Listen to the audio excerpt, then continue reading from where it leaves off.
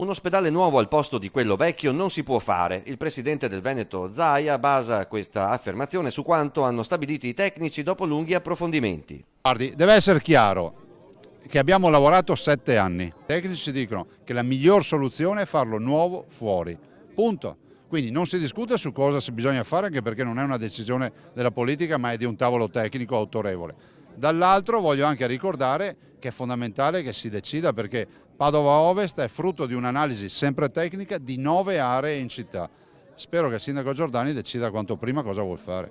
Si è perso anche troppo tempo, ribadisce Zaia, gli fa eco anche la ex presidentessa della provincia di Padova che nel 2013 firmò l'intesa per l'ospedale a Padova Ovest e che oggi dice: Sinceramente dove si fa mi interessa poco, mi interessa che si faccia. Esiste una legge obiettiva, la regione può applicarla, decida il posto e agisca.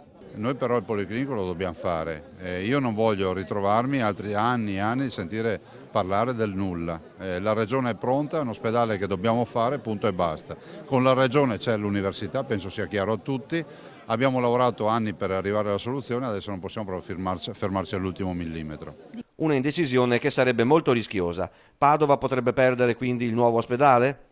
Ma guardate, io spero di farlo a Padova.